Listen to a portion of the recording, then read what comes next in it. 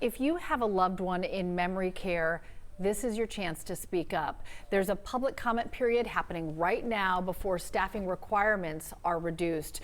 Christy Diaz joins us with more this morning. Christy, this change could come simply because somebody asked for it. This is true, and that is rare. It all started with this letter written by the Georgia Senior Living Association. They originally sponsored the legislation that created minimum staffing requirements, but now they say it has caused unintended consequences, and they're asking to change it.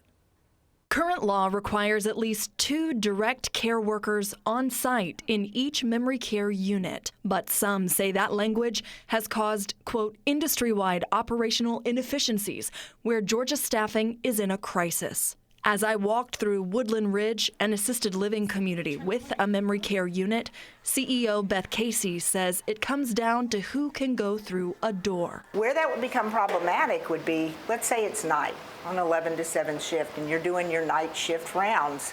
Literally for someone from the front to come back here and check is much further than for somebody who's on the other side of the door to come and do the rounds. The new rule they're hoping for would require 1 person in the memory care unit at all times and allow for a second person to float around the building as needed. Do I think it's a safety issue? No. I think it's a cost issue. And I think it's an affordability issue. It increases prices. Katie Ramp authored the letter asking for the change. We still have ratios that we have to hit.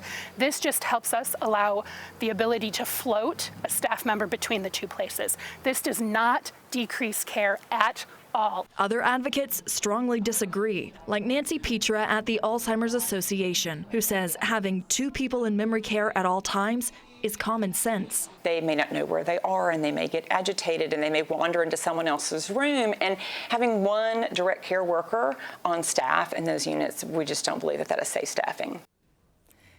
Now, there's also a legal question here. The minimum staffing requirements are Georgia law, and the Department of Community Health makes rules based on the law.